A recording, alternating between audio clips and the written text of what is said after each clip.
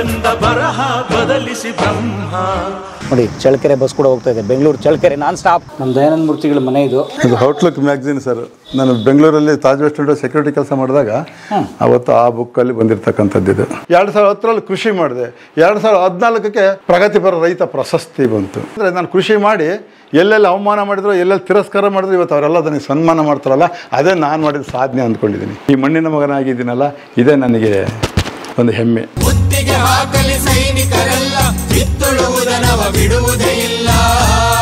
ಸ್ನೇಹಿತರೆ ನಮಸ್ಕಾರ, ಸ್ವಾಗತ ನಿಮಗೆ ಕಲಾ ಮಾಧ್ಯಮಕ್ಕೆ. ಹೆಮ್ಮೆಯ ಕರ್ನಾಟಕ ಸ್ನೇಹಿತರೆ, ಇದು ಮಧ್ಯ ಕರ್ನಾಟಕ. ನಾನೀಗಿರುವಂಥದ್ದು ಚಿತ್ರದುರ್ಗ ಜಿಲ್ಲೆ ಹಿರಿಯೂರು ಹತ್ರ ಸ್ನೇಹಿತರೆ. ನೀವು ನೋಡ್ತಾ ಇದ್ದೀರಿ ನೋಡಿ, ಈ ರಸ್ತೆ ನೀವು ಗಮನಿಸ್ಬೋದು.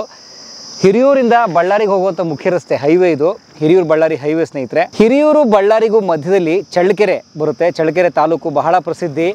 ಎಣ್ಣೆ ಕಾಳುಗಳು, ಈ ನಮ್ಮ ಕಡಲೆ ಬೀಜ, ಶೇಂಗಾ, ಈ ಎಣ್ಣೆ ಕಾಳುಗಳನ್ನು ಬೆಳೆಯೋದಕ್ಕೆ ಬಹಳ ಪ್ರಸಿದ್ಧವಾದಂಥ ಊರು ಚಳ್ಳಕೆರೆ ಸ್ನೇಹಿತರೆ. ಸ್ವಲ್ಪ ಬಿಸಿಲು ನಾಡು, ಬಿಸಿಲು ಜಾಸ್ತಿ ಇರುವಂಥ ನಾಡು. ಇವತ್ತಿನ ನಮ್ಮ ಪುಣ್ಯಕ್ಕೆ ಒಳ್ಳೆ ಮೋಡಗಡೆ ಎಲ್ಲ ಇದೆ ಸ್ನೇಹಿತರೆ. ಈಗ ನಾನು ಚಳ್ಳಕೆರೆಗೆ ಹೋಗ್ತಾ ಇರೋ ಉದ್ದೇಶ ಏನು ಅಂತಂದರೆ, ಚಳ್ಳಕೆರೆಯಲ್ಲಿ ದಯಾನಂದ ಮೂರ್ತಿ ಅಂತ ಹೇಳಿ ಒಬ್ಬರು ಮಾದರಿ ರೈತರು ಇದ್ದಾರೆ ಸ್ನೇಹಿತರೆ. ದಯಾನಂದ ಮೂರ್ತಿ ಅಂತ ಹೇಳಿ ಮಾದರಿ ರೈತರು. ಅವರು ಚಳ್ಳಕೆರೆಯ ಒಂದು ಬಿಸಿಲ ನಾಡಿನಲ್ಲಿ, ಸ್ವಲ್ಪ ನೀರಾವರಿ ಕಡಿಮೆ ಇರುವಂಥ ನಾಡಿನಲ್ಲಿ ತಮ್ಮ ಕೃಷಿ ಭೂಮಿಯಲ್ಲಿ ಒಂದು ಅದ್ಭುತವಾದ ಮಲೆನಾಡಿನ ರೀತಿಯ ಒಂದು ತೋಟವನ್ನು ಸೃಷ್ಟಿಸಿದ್ದಾರೆ. ಒಂದು ಅದ್ಭುತವಾದಂಥ ಹಚ್ಚ ಹಸಿರಿನ ಒಂದು ಸಸ್ಯ ತೋಟವನ್ನು ನಿರ್ಮಿಸಿದ್ದಾರೆ ಸ್ನೇಹಿತರೆ. ಅವರು ಹಚ್ಚ ಹಸಿರಾದಂಥ ಆ ನಳನಳಿಸುವಂಥ ಸೊಂಪಾದ ತೋಟವನ್ನು ನಾವು ನೋಡೋಣ. ತುಂಬ ಕಡಿಮೆ ನೀರಿನಲ್ಲಿ, ಅತ್ಯಲ್ಪ ನೀರಿನಲ್ಲಿ ಹೇಗೆ ಅವರು ಅದ್ಭುತವಾಗಿ ಕೃಷಿಯನ್ನು ಮಾಡಿದ್ರು ಅಂತನ್ನುವ ವಿಶೇಷವಾದ ಕಥೆಗೆ ನಿಮಗೆ ಸ್ವಾಗತ.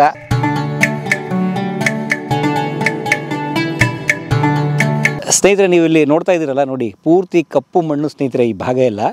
ಅಂದರೆ ಈ ಚಳ್ಳಕೆರೆ, ಬಳ್ಳಾರಿ ಕಡೆ, ಅಥವಾ ಈ ನಮ್ಮ ಕೂಡ್ಲಿಗಿ, ಕೊಟ್ಟೂರು, ಈ ನಮ್ಮ ಮಧ್ಯ ಕರ್ನಾಟಕದ ಭಾಗಗಳೇನಿದಾವಲ್ಲ, ಈ ಕಡೆ ಎಲ್ಲ ಸ್ವಲ್ಪ ಕಪ್ಪು ಮಣ್ಣು ಜಾಸ್ತಿ ಸ್ನೇಹಿತರೆ.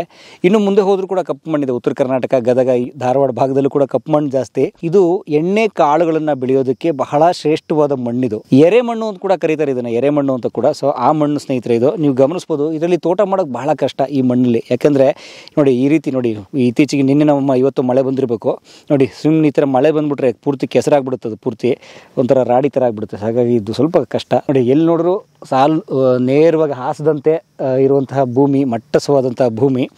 ಹಾಗಾಗಿ ನೋಡಿ, ಇದನ್ನು ಉತ್ತು ಈಗ ರೆಡಿ ಮಾಡಿದ್ದಾರೆ ನಮ್ಮ ಯಾರೋ ಪ್ರೀತಿಯ ರೈತರು. ಈಗ ಇಲ್ಲಿ ಎಣ್ಣೆ ಕಾಳುಗಳನ್ನು ಅವರು ಹಾಕ್ತಾರೆ ಅಂತ ಕಾಣುತ್ತೆ, ಬಹುಶಃ ಶೇಂಗಾನೋ ಅಥವಾ ಸೂರ್ಯಕಾಂತಿ ಇತ್ಯಾದಿ. ಇನ್ನು ನಮಗೆ ಇಲ್ಲಿಂದ ಚಳ್ಳಕೆರೆ ಬರೀ 20 ಕಿಲೋಮೀಟ್ರು, ಇನ್ನೊಂದು 15-20 ನಿಮಿಷಕ್ಕೆ ನಾವು ಹೋಗ್ತೇವೆ. ಹೈವೇ ಕೂಡ ಚೆನ್ನಾಗಿದೆ. ಮುಂದೆ ಹೋಗೋಣ ಬನ್ನಿ ಚಳ್ಳಕೆರೆಗೆ. ನೋಡಿ, ಜೇವರ್ಗಿ ಇದೆ ಇಲ್ಲಿಂದ 385 ಕಿಲೋಮೀಟ್ರ್ ಜೇವರ್ಗಿ. ನಾವು ಜೇವರ್ಗಿಗೆ ಹೋಗಿದ್ದೀವಿ, ಅದು ಕಲಬುರಗಿ ಜಿಲ್ಲೆ ಜೇವರ್ಗಿ ಅದು. ಮತ್ತು ನಮ್ಮ ಜೇವರ್ಗಿ ರಾಜಣ್ಣವರು ನಾಟಕ ಕುಂಟಕೋಣ ಮೂಕಜಾಣ ಖ್ಯಾತಿಯ ಜೇವರ್ಗಿ ರಾಜಣ್ಣವರ ಜೇವರ್ಗಿ ಇದೆ. ಬನ್ನಿ ಮುಂದೆ ಹೋಗೋಣ ಸ್ನೇಹಿತರೆ. ನಾವು ಬಂದ್ವಿ ಚಳ್ಳಕೆರೆಗೆ. ಇಲ್ಲಿಂದ ಇನ್ನೊಂದು 2-3 ಕಿಲೋಮೀಟ್ರ್ ಅಷ್ಟೇ ಒಳಗಡೆ ಹೋಗ್ಬಿಡ್ತೀವಿ ನಾವು. ಇದು ಬಳ್ಳಾರಿ ಬೈಪಾಸ್ ಮೇಲ್ಗಡೆ ನೀವು ನೋಡ್ತಾ ಇರೋಂಥ ಆ ಹೈವೇ, ಬಳ್ಳಾರಿಗೆ ಹೋಗೋ ಬೈಪಾಸ್ ರೋಡ್ ರಸ್ತೆ. ನೋಡಿ ಚಳ್ಳಕೆರೆ ಬಸ್ ಕೂಡ ಹೋಗ್ತಾ ಇದೆ, Bengaluru Challakere non stop. KSRTC, the one and only KSRTC. ಬನ್ನಿ ನಾವು KSRTC ಫಾಲೋ ಮಾಡ್ಕೊಂಡು ಹೋಗ್ಬಿಡೋಣ. ಅದೇ ಬಸವೇಶ್ವರ ಅವರ ಮೂರ್ತಿ ಇಟ್ಟಿದ್ದಾರಲ್ಲ ಸರ್, ಅಲ್ಲಿದ್ದೀನಿ ಸರ್.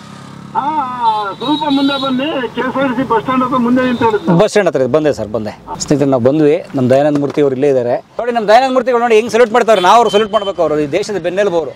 ತುಂಬ ಧನ್ಯವಾದಗಳು. ನಮ್ಮ ಚಳ್ಳಕೆರೆಗೆ ಸ್ವಾಗತ, ಸುಸ್ವಾಗತ. Thank you. ಇಲ್ಲಿಂದ ಎಷ್ಟು ದೂರ ಸರ್ ನಿಮ್ಮ ತೋಟ? ಇಲ್ಲಿಂದ 15 ಕಿಲೋಮೀಟರ್ ಸರ್. 15 ಕಿಲೋಮೀಟರ್ ತೋಟ ಇದೆ. ಎಷ್ಟು ಎಕರೆ ತೋಟ ಅದು?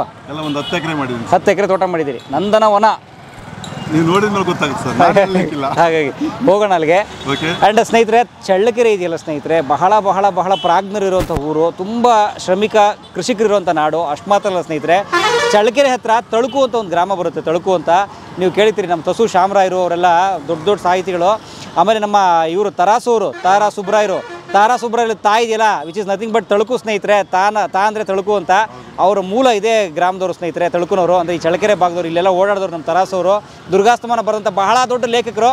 ಅವ್ರನ್ನ ನೆನೆಸ್ತಾ ಈ ಊರಿನ ಜನತೆ ಆಶೀರ್ವಾದ ನಮ್ಮ ಮೇಲೆ ಇರಲಿ ಅಂತ ಕೇಳ್ಕೊತಾ ಬನ್ನಿ ನಾವು ದಯಾನಂದ ಮೂರ್ತಿಗಳ ಮನೆಗೆ ಹೋಗೋಣ ಫಸ್ಟು. ಇನ್ನೊಂದು ವಿಶೇಷ ಏನು ಗೊತ್ತಾ? ಏನು? ಸರ್ಕಲ್ ಹೋಗ್ತಾ ಬಲಗಡೆಯಲ್ಲಿ ನಾನು ಸಿಂಗಾಪುರ್ಗೆ ಹೋಗಿದ್ವಲ್ಲ, ಅದ್ರ ಫ್ಲೆಕ್ಸ್ ಹಾಕಿದೆ. ಸಿಂಗಾಪುರ್ ಹೋಗಿದ್ರಾ? ಹಾಂ. ಯಾವಾಗ ಸರ್? 3 ದಿನ ಆಯ್ತು ಬಂದು. ಸಾರು ಸಿಂಗಾಪುರ್ ಹೋಗಿದ್ರಂತೆ. ಬನ್ನಿ ಅದೆಲ್ಲ ಕೇಳೋಣ. ಸ್ನೇಹಿತರೆ, ನಾವು ಬಂದ್ವಿ ಈಗ. ಇದು ಗಾಂಧಿನಗರ ಸ್ನೇಹಿತರೆ, ಚಳ್ಳಕೆರೆಯ ಒಂದು ಬಡಾವಣೆ ಗಾಂಧಿನಗರ ಅಂತ. ಇದು ಅಲ್ಲೇ ಇದೆ ನಮ್ಮ ದಯಾನಂದ ಮೂರ್ತಿಗಳ ಮನೆ. ಇದು ಗಾಂಧಿನಗರ ಅದು ಬಡಾವಣೆ. ಹಾಂ, ಗಾಂಧಿನಗರ. ಇದಿಷ್ಟು ಗಾಂಧಿನಗರ. ಇದೆಲ್ಲ ನೀವು ಹುಟ್ಟು ಬೆಳೆದ ಏರಿಯಾ ಸರ್ ಇದೆಲ್ಲ? ಸರ್ ಅಲ್ಲ, ಇದು ಆ್ಯಕ್ಚುಲಿ ನಮ್ಮ ಮನೆಯವರ ಮನೆ. ನಮ್ಮ ವೈಫು. ಹೌದು ಹೌದು, ನಮ್ಮದಲ್ಲಿ ಗಾಂಧಿನ ಇದು ವಿಠಲ್ ನಗರದಲ್ಲಿದೆ, ಅಲ್ಲಿ ಬಿಟ್ಟರೆ ತೋಟ. ಇವರು ಟಿ ಶಾರದಮ್ಮ ಅಂತ ಹೇಳಿಬಿಟ್ಟು ನಮ್ಮ ಮನೆಯವರು. ಈಗ ಆಲ್ರೆಡಿ ಒಂದು ಪ್ರಾಥಮಿಕ ಶಾಲೆಯಲ್ಲಿ ಶಿಕ್ಷಕರಾಗಿ ಕೆಲಸ ಮಾಡ್ತಾ ಇದ್ದಾರೆ. ಥ್ಯಾಂಕ್ಸ್ ಅಮ್ಮ. ಶಿಕ್ಷಕರು ಪಾಠ ಮಾಡೋ ಮೇಷ್ಟ್ರು. ಬನ್ನಿ ನೋಡಿ, ನಮ್ಮ ಸರ್ ಬೋರ್ಡ್ ಹಾಕಿದ್ದಾರೆ. Doctor R.A. ದಯಾನಂದ ಮೂರ್ತಿ, ಪ್ರಗತಿಪರ ರೈತರು, ಶಾರದಮ್ಮನವರು ಶಿಕ್ಷಕರು, ರೈತರು ಮ್ಯಾರಿಡ್ ಟೀಚರ್. ಹೌದು, ಒಳ್ಳೆ ಕಾಂಬಿನೇಷನ್ ನೋಡಿ. ಈ ರೈತರಿಗೆ ಯಾರು ಹೆಣ್ಣು ಕೊಡಲ್ಲ ಅಂತಾರೆ ನೋಡಿ. ಒಬ್ಬ ರೈತನ್ನ ಆದ್ರೂ ಮದುವೆ ಆಗಿದ್ರು ನೋಡಿ. ಏನು ಮಾಡ್ತೀರಾ ಸರ್? ಅಲ್ಲ, ರೈತರು ಅದ ಕೆಲಸ ಅಲ್ಲ ಫಸ್ಟ್ ಹಂಗಿದ್ರು, ಆಮೇಲೆ ಮ್ಯಾರೇಜ್ ಆದಮೇಲೆ ಜವಾಬ್ದಾರಿ ಬಂತಲ್ಲ, ಆಗ ಬೋರ್ ಹಾಕ್ಸ್ಕೊಂಡು ಕೆಲಸ ಮಾಡೋಕ್ಕೆ ಶುರು ಮಾಡಿ. ಬಟ್ ನೀವು ಜಾಬ್ ಇಲ್ಲದೆ ಇರೋ ಉಂಡಾಡಿಕೊಂಡು ಮದುವೆ ಆಗ್ಬಿಟ್ಟಿದ್ದೀರಾ? ಹೌದು. ಹೆಂಗಿದು ಪವಾಡ? ಗೊತ್ತಿಲ್ಲ ಸರ್, ಪವಾಡ ಗೊತ್ತಿಲ್ಲ ನಮಗೆ. ಚಳ್ಳಕೆರೆ ಪವಾಡ. ಅಲ್ಲೆಲ್ಲ ಅಲ್ಲ, ನಾವು ವಿದೇಶಕ್ಕೆ ಹೋದಾಗೆಲ್ಲ ರಷ್ಯಾದಲ್ಲಿ ಹಂಗೆ ಕೇಳ್ತಿದ್ರು, ಏನಮ್ಮ ನಿಮ್ದು ಅರೇಂಜ್ ಮ್ಯಾರೇಜಾ ಲವ್ ಮ್ಯಾರೇಜಾ ಅಂತ. ಇಲ್ಲ ಸರ್ ಅರೇಂಜ್. ಮತ್ತೆ ಹೆಂಗೆ ಒಪ್ಕೊಂಡ್ರೆ ಅವ್ರನ್ನ ಅಂತ ಕೇಳ್ತಿದ್ರು. ಈಗ ಜಾಬ್ ಇಂಥದ್ದು ಇರಬೇಕು ಅಂತ ಹುಡುಕ್ತಾರೆ. ಈಗ ಹುಡುಕ್ತಾರೆ, ಜೊತೆಗೆ ನೀವು ಎಷ್ಟು ಆಸ್ತಿ ಮಡಗಿದ್ದೀರಾ, ಏನಿದೆ ಗಂಡಿಗೆ ಅಂತೆಲ್ಲ ಕೇಳ್ತಾರೆ. ಅವಾಗ ನಾನು ಏನು ಕೇಳಲಿಲ್ಲ, ಯಾಕಂತ ಗೊತ್ತಿಲ್ಲ. ಈಗಲೂ ಯೋಚನೆ ಮಾಡ್ತಿದ್ದೀನಿ, ಯಾಕೆ ಹಂಗೆ ಕೇಳಿ ಒಪ್ಕೊಂಡೆ ಅಂತ. ಯಾಕೆ ಏನು ಇನ್ನೂ ಹೊಳಿತಾನೆ ಇಲ್ಲ? ಹೊಳಿತಾನೆ ಇಲ್ಲ. ಬಟ್ ಅರೇಂಜ್ ಮ್ಯಾರೇಜ್, ಹೌದು, ಪ್ರೀತಿ ಪ್ರೇಮ ಇಲ್ಲ, ಇಲ್ಲ ಆ ಥರ ಎರಡು ಕಡೆ ರೋಡಿ ಮಾಡಿರೋದು. ಹೌದು, ನನ್ನ ಹತ್ರ ಜಾಬ್ ಇತ್ತಲ್ಲ, ಜೀವನ ಮಾಡ್ಬೋದು, ನಾನು ಸಾಕ್ತೀನಿ ಅಂತ. ಸಾಕ್ತೀನಿ ಧೈರ್ಯ. ಹಂಗಾಗಿ ಚಿನ್ನು. ಯಾರು ಸರ್ ಇದು ಬಾಸು? ಚಿನ್ನು ಅಂತ ಸರ್. ಹೌದಾ? ನಮ್ಮ ದಯಾನಂದ ಮೂರ್ತಿಗಳ ಮನೆ ಇದು. ಇದು ಔಟ್ಲುಕ್ ಮ್ಯಾಗ್ಝಿನ್ ಸರ್. ನಾನು ಬೆಂಗಳೂರಲ್ಲಿ ತಾಜ್ ವೆಸ್ಟ್ ಎಂಡ್ ಸೆಕ್ಯೂರಿಟಿ ಕೆಲಸ ಮಾಡಿದಾಗ ಅವತ್ತು ಆ ಬುಕ್ಕಲ್ಲಿ ಬಂದಿರತಕ್ಕಂಥದ್ದು ಇದು. ಔಟ್ಲುಕ್ ಮ್ಯಾಗ್ಝಿನ್ ನಿಮ್ಮ ಫೋಟೋ ಬಂದಿದೆಯಾ? ಇವರು ದೇಶದ ಕ್ರಿಕೆಟ್ ದೇವರುಗಳು ಅಂತಾರೆ, ಸಚಿನ್, ಗಂಗೂಲಿ, ದ್ರಾವಿಡ್ ಅವರು. 99 ಈ ಫೋಟೋವನ್ನು ಔಟ್ಲುಕ್ ಮ್ಯಾಗ್ಝಿನವರು ನನಗೆ ಇದು ಈ ಕ್ರಿಕೆಟ್ ಪ್ಲೇಯರು ಮತ್ತು ಶ್ರೀಲಂಕಾದವ್ರು ಬಂದಿದ್ದರು ಮ್ಯಾಚು ಬೆಂಗಳೂರಲ್ಲಿ, ಚಿನ್ನಸ್ವಾಮಿ ಸ್ಟೇಡಿಯಂ. ಹೌದು, ಚಿನ್ನಸ್ವಾಮಿ ಕ್ರೀಡಾಂಗಣದಲ್ಲಿ 99ನಲ್ಲಿ. ಆವಾಗ ನಾನು ಅಲ್ಲಿ ಸೆಕ್ಯೂರಿಟಿ ಕೆಲಸ ಮಾಡ್ತಿದ್ದೆ. ಎಲ್ಲಿ? ಚಿನ್ನಸ್ವಾಮಿ ಸ್ಟೇಡಿಯಂ ಅಲ್ಲ, ತಾಜ್ ವೆಸ್ಟ್ ಎಂಡ್ ಹೋಟೆಲಲ್ಲಿ, race course opposite, turf club opposite ಅಲ್ಲಿ. ಅಲ್ಲಿ ಸೆಕ್ಯೂರಿಟಿ ಕೆಲಸ ಮಾಡಿದಾಗ ಇವರೆಲ್ಲರೂ ಮ್ಯಾಚ್ ಇದ್ರೆ ದೊಡ್ಡ ದೊಡ್ಡ ಪ್ರತಿಷ್ಠಿತ ವ್ಯಕ್ತಿಗಳು ಬಂದು ನಮ್ಮ ತಾಜ್ ವೆಸ್ಟ್ ಎಂಡ್ ಹೋಟ್ಲಿಗೆ ಬರೋದು. ಅವ್ರು ಬಂದಾಗ ಇಂಥ ವ್ಯಕ್ತಿಗಳು ಯಾರೇ ಬಂದರೂ ಸಮೇತ ನನ್ನನ್ನೇ ಸೆಕ್ಯೂರಿಟಿಯಾಗಿ ಕೆಲಸ ಹಾಕೋದು. ಇವ್ರು ಯಾರೇ ಬಂದ್ರು, ಕ್ರಿಕೆಟ್ ಪ್ಲೇಯರ್ ಬರಲಿ, ಸಿನಿಮಾ ನಟರು ಬರಲಿ, ಮಹಾರಾಜರು ಬರಲಿ, ಯಾವ ದೇಶದಲ್ಲಿ ಬಂದ್ರೂ ಸೆಕ್ಯೂರಿಟಿಯಾಗಿ ನನ್ನನ್ನೇ ಮೇನ್ ಹಾಕೋದವರು. ಸೂಪರ್. ಹೌದು, ಅಷ್ಟು ಹಾರ್ಡ್ ವರ್ಕಿಂಗು ಮತ್ತು ಅಷ್ಟು ಸಿನ್ಸಿಯರ್ಟಿಗೆ ಇದ್ದಾನೆ ಆಯ್ತಾ ಅಂತ. ಅವಾಗ ಮಾಡಿದಾಗ ಔಟ್ಲುಕ್ ಮ್ಯಾಗ್ಝಿನರ್ ಬಂದರು. ನನಗೆ ಔಟ್ಲುಕ್ ಮ್ಯಾಗ್ಝಿನ್ ಅಂತ ಗೊತ್ತಿಲ್ಲ. ಬರ್ತಿದ್ದಂಗ್ಲೇ ನಾನು ಅಲ್ಲಿ ಒಳಗಡೆ ಇವ್ರು ಜಿಮ್ ಮಾಡ್ತಾ ಇದ್ದಾರೆ, ನಾನು ಹೊರಗಡೆ ಕಾಯ್ತಾ ಇದ್ದೆ. ಜಿಮ್ನ ಕಾಯ್ತಾ ಇದ್ದೀರಾ? ಇವರು ಹೊರಗಡೆ ಬರೋವರೆಗೂ ಕಾಯ್ತಾ ಇದ್ದೆ, ಅವ್ರು ಕೆಲಸ ಮಾಡಲಿ ಅಂತ. ಅವ್ರಿಗೆ ಏನೇನು ಕೊಡ್ಬೇಕು ಅದನ್ನೆಲ್ಲ ನಾನು ಹೋಗಿ ಪಾರ್ಟ್ಸ್ ಕೆಲವು ಕೊಡ್ತಾ ಇದ್ದೆ.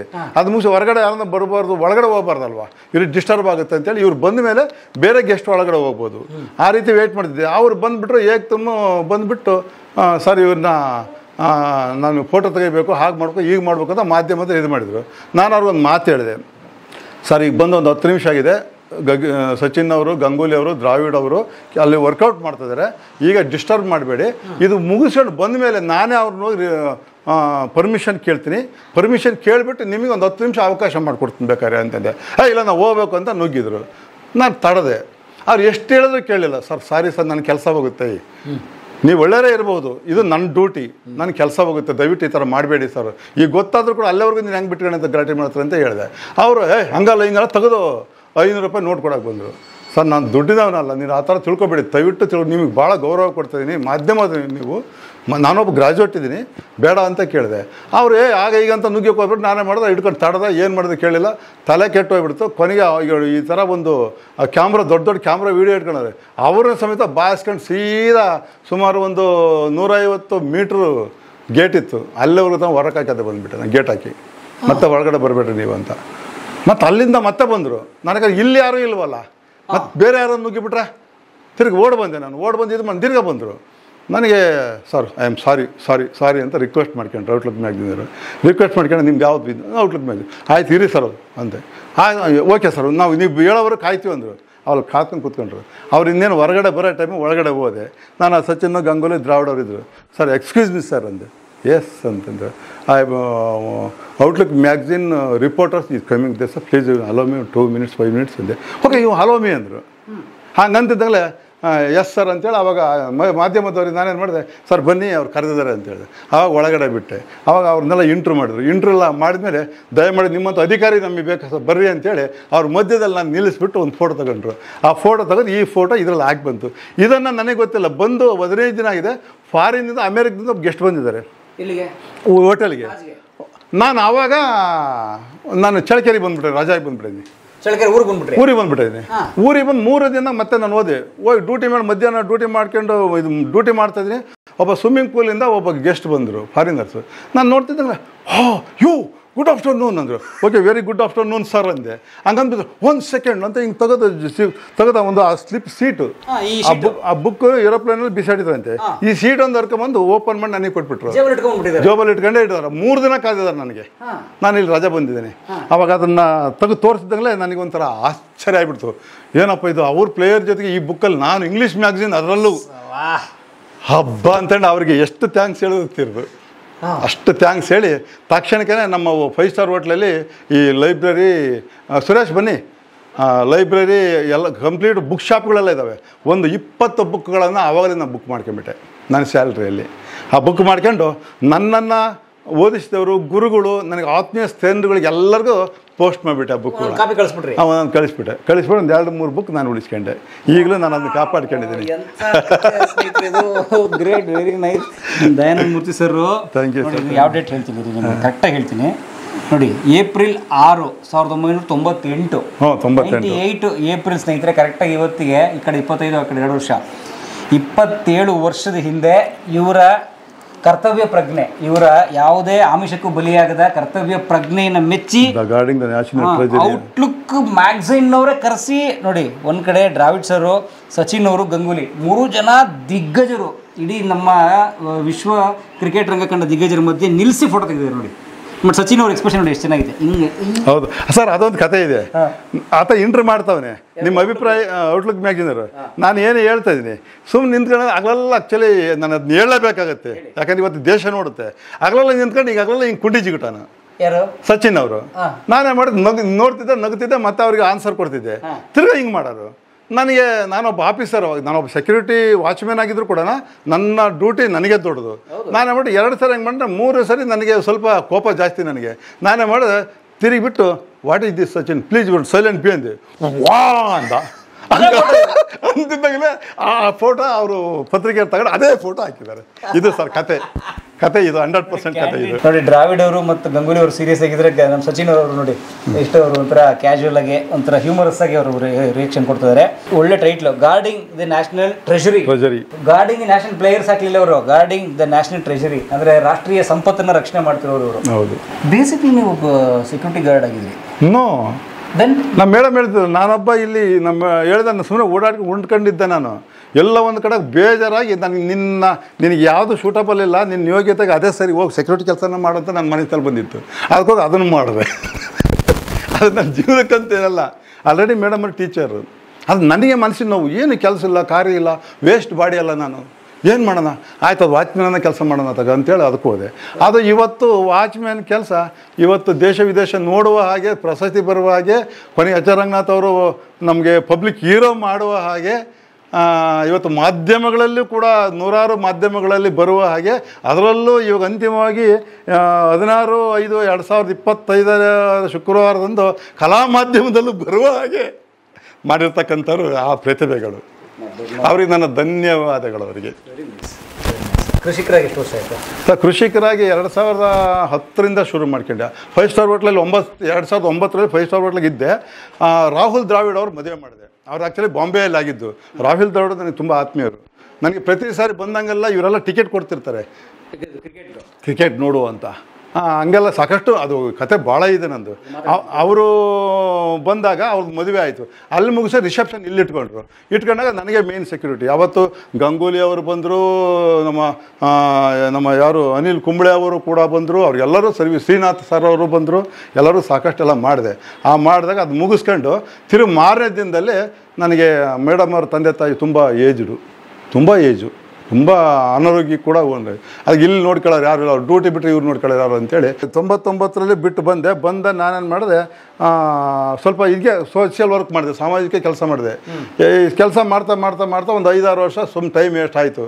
2008ರಲ್ಲಿ ನಮ್ಮ ಶಾಸಕ ಸುಧಾಕರ್ ಅವರು ಗೆದ್ದರು. ಆವಾಗ ಅವರು ನನ್ನ ಗನ್ಮೇನ್ ಆಗಿ ಇಟ್ಕೊಂಡ್ರು.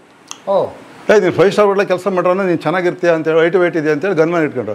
ಅದು ಮಾಡಿದಾಗ 2008ರಲ್ಲಿ ಅವ್ರೊಂದು ಬೋರ್ ಹಾಕ್ಸ್ಬಿಡ್ತೀನಿ ಅಂತೇಳಿ ಒಂದು ಬೋರ್ ಕೊಟ್ಟರು. 2009ರಲ್ಲಿ ಒಂದು ಬೋರ್ ಹಾಕ್ಸ್ಕೊಂಡೆ. ಬೋರ್ ಹಾಕ್ಸ್ಕೊಂಡು ಒಂದು ವರ್ಷ ಕೈ ಬಿಟ್ಟು 2010ರಲ್ಲಿ ನೀರು ತೊಗೊಂಡೆ, ಹೊರಗಡೆ ಬಿಟ್ಕೊಂಡೆ ಬೋರಿಂದ. 2010ರಲ್ಲಿ ಕೃಷಿ ಮಾಡಿದೆ. 2014ಕ್ಕೆ ಪ್ರಗತಿಪರ ರೈತ ಪ್ರಶಸ್ತಿ ಬಂತು. 4 ವರ್ಷಕ್ಕೆ? ಹೌದು, 4 ವರ್ಷಕ್ಕೆ. ಅಂದರೆ ಆ ಮಟ್ಟದಲ್ಲಿ ನಾನು ಗಿಡ ಮರಗಳನ್ನು ಬೆಳೆಸಿ ಒಂದು ಮಾದರಿ ಆದೆ. ಜನ ನೋಡಕ್ಕೆ ಬಂದುಬಿಟ್ರು.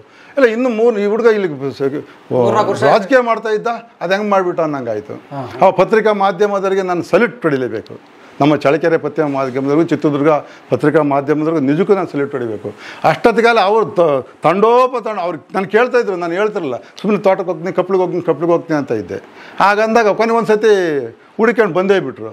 ಆ ಮಾಧ್ಯಮದಲ್ಲಿ ಬಂದುಬಿಡ್ತು. ಮಾಧ್ಯಮದಲ್ಲಿ ಬಂದಿದ್ದು ನೋಡಿ, ದಯಾನಂದ ಮೂರ್ತಿ ಅವರು ಇಲ್ಲಿ ಬರೀ ರಾಜಕೀಯ ಮಾಡ್ತಾರೆ ಅಂದ್ಕೊಂಡಿದ್ವಿ, ಕೃಷಿ ಬೇರೆ ಮಾಡಿದ್ರೆ ಅಂತ ನಾವು ಹೋಗೋಣ ಅಂತ ಹೇಳ್ಬಿಟ್ಟು ಆವಾಗ ಎಲ್ಲರೂ ಆರ್ಟಿಕಲ್ ಮಾಡಿದರು. ಆ ಆರ್ಟಿಕಲ್ ಹೋಗ್ತಾ TV9ನಲ್ಲಿ ಬಂತು, ರಾಜಾ TVಯಲ್ಲಿ ಬಂತು, ಈ TVಯಲ್ಲಿ ಬಂತು. ಆಮೇಲಿಂದ ಹಿಂಗೆ ಹಂತವಾಗಿ ಅದು ಪಬ್ಲಿಸಿಟಿ ದೊಡ್ಡದಾಗಿ ಜಿಲ್ಲಾ ಮಟ್ಟದಲ್ಲಿ ಬಂದರು, ರಾಜ್ಯ ಮಟ್ಟದಲ್ಲಿ ಬಂದರು. ಆ ಪ್ರಶಸ್ತಿ ಮೇಲೆ ಪ್ರಶಸ್ತಿ ಕೊಟ್ಟರು. ಬಂದು ಕೃಷಿ ಮಾಡ್ತಾರೆ. 15 ವರ್ಷ ಆಗಿರೋದು? ಹೌದು ಸರ್. ಅಷ್ಟಲ್ಲಿ ಅದು ಮಾಡ್ತಾರೆ, ಇದು ಮಾಡ್ತಾರೆ, ದಂಡಪಿಂಡ ಅಂದರು. ಇನ್ನೊಂಥರ ತಿರಸ್ಕಾರ ಮಾಡಿದರು. ಇವತ್ತೇನಾಗಿದೆ ಅಂತಂದರೆ, ನಾನು ಕೃಷಿ ಮಾಡಿ ಎಲ್ಲೆಲ್ಲಿ ಅವಮಾನ ಮಾಡಿದ್ರು, ಎಲ್ಲೆಲ್ಲಿ ತಿರಸ್ಕಾರ ಮಾಡಿದ್ರು, ಇವತ್ತು ಅವರೆಲ್ಲ ನನಗೆ ಸನ್ಮಾನ ಮಾಡ್ತಾರಲ್ಲ, ಅದೇ ನಾನು ಮಾಡಿದ ಸಾಧನೆ ಅಂದ್ಕೊಂಡಿದ್ದೀನಿ. ಸೂಪರ್. ಹೋಗೋಣ, ತೋಟಕ್ಕೆ ಹೋಗೋಣ ಖಂಡಿತ. ಇಲ್ಲ, ಸುಮಾರು 13 ಕಿಲೋಮೀಟರ್ ದೂರ ಆಗುತ್ತೆ. ಅವರು ನಿಮ್ಮ ತಂದೆ ಮೇಷ್ಟ್ರು? ಹೌದು. ಇದ್ದಾರೆ ಈಗ? ಇಲ್ಲ, 6-7 ವರ್ಷ ಆಯಿತು. ತಾಯಿ ಇದ್ದಾರೆ, ತೋಟದಲ್ಲಿದ್ದಾರೆ. ನಮ್ಮಲ್ಲಿ ಒಂದು ಕಾಯಕ ಇರಬೇಕು. ನಾವು ದುಡಿದು ನಮ್ಗೆ ಎಷ್ಟು ಬೇಕೋ ಅಷ್ಟು ಉಳಿಸ್ಕೊಳ್ಳೋಣ. ಕೂಡಿಟ್ಟಿದ್ದು ಅದೇನು ಹೇಳ್ತಾರಲ್ಲ, ಬಚ್ಚಿಟ್ಟಿದ್ದು ಪರರಿಗೆ ಅಂತ ಹೇಳ್ತಾರೆ. ನಾವು ತಿಂದಿದ್ದು ತನಗೆ, ಬಚ್ಚಿಡೋದು ಪರರಿಗೆ ಅಂತ ಹೇಳ್ತಾರೆ. ನನಗೆ ಆ ಒಂದು ಬಚ್ಚಿಡೋದು ಕೂಡಿಕ್ಕ ಅಭ್ಯಾಸ ನನಗಿಲ್ಲ. ಅವತ್ತಿಂದೇನೈತೆ ಅವತ್ತೇ. ಅದಕ್ಕೆ ನಾನು ಇವತ್ತು ನೆಮ್ಮದಿಯಾಗಿದ್ದೀನಿ, ಆರಾಮಾಗಿದ್ದೀನಿ. 58. ನಮ್ಮ ಕಬಡ್ಡಿ ಪ್ಲೇಯರು, ಖೋಖೋ ಪ್ಲೇಯರು, ನಾವು ಜಾವ್ಲಿಂಗ್ ಥ್ರೋ, ಶಾರ್ಟ್ ಪುಟ್ಟು, ಡಿಸ್ಕಸ್ ಥ್ರೋ ಎಲ್ಲದರಲ್ಲೂ ಚಾಂಪಿಯನ್ನು. 106 ಸರ್ಟಿಫಿಕೇಟ್ ನನ್ನ ಹತ್ರ ಇದ್ದಾವೆ, ಎಲ್ಲ ತೋರಿಸ್ತೀನಿ ಈಗೆಲ್ಲ ನಿಮಗೆ. ಎಲ್ಲದ್ರಾಗೂ ಚಾಂಪಿಯನ್ನೇ. ಸ್ಟೇಟ್ ಲೆವೆಲ್ ಕಾಂಪಿಟೇಟ್ ಮಾಡಿದೆ. ರಾಜ್ಯ ಅಂತಾರಾಷ್ಟ್ರೀಯ ಮಟ್ಟಕ್ಕೆ ನನಗೆ ಕಬಡ್ಡಿ ಪ್ಲೇಯರ್ ನನ್ನ ಸೆಲೆಕ್ಷನ್ ಆದೆ. ಅಂಥವೆಲ್ಲ ಕೆಲವಾರು ಇದ್ರಾಗೆ ಈಗಿನ ಗೊತ್ತಲ್ಲ, ಈಗಿನ ರಾಜಕಾರಣ ಏನಂತ ಗೊತ್ತಲ್ಲ, ನಾನು ಹೇಳೋದು ಬೇಡ, ನಮ್ಮ ಬಾಯಿಂದ ಅದು ಬರೋದೇ ಬೇಡ. ಹಂಗಾಗಿ ನಾನು ಅದರೆಲ್ಲರೂ ನೋಡಿ ನನ್ನ ಕೈಯಲ್ಲಿ ಸಹಿಸ್ಕೊಳ್ಳಾರ್ದೇ ಆರಾಮ ನಾನು ಪಾಡಿನ ವಾಪಸ್ ಬಂದು ಕೃಷಿ ಮಾಡ್ತಾಯಿದ್ದೀನಿ. ಈ ಮಣ್ಣಿನ ಮಗನಾಗಿದ್ದೀನಲ್ಲ, ಇದೇ ನನಗೆ ಒಂದು ಹೆಮ್ಮೆ.